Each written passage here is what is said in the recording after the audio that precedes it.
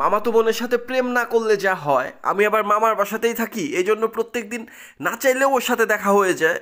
তো যাই হোক, আমি আবার একটা মেয়েকে টিউশনি করাই। সেই টিউশনি করার জন্য সকালবেলা নাস্তা করে বাসা থেকে বের হয়েছি, যে যাই ছাত্রীকে পড়িয়ে আসি। তো ইনি আবার বেলকনি থেকে আমাকে দেখছে, দেখে ডাক দিছে।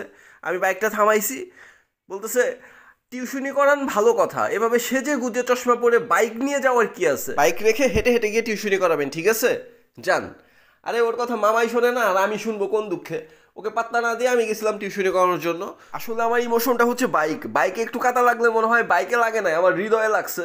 এই জন্য তাড়াতাড়ি এসে ওয়াশ করে ফেলি। প্রত্যেক দিনের মতো ওয়াশ করে আমি বাইকটা একটু শুকাইতে দিছি, যে বাইকটা শুকাক, আমি একটা ঘুম দেই।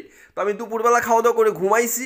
এই সুযোগে কি করছে, আমি যেন আর আজকে টিউশনি করাইতে না যেতে পারি, এই জন্য আমার বাইকটার উপরে একদম ধুলা বালি মাটি যা কিছু ছিল মেরে দিছে। ভাগ্যটা ভালো যে ধুলার উপর দিয়ে গেছে। তো আমি যখন এসে দেখি যে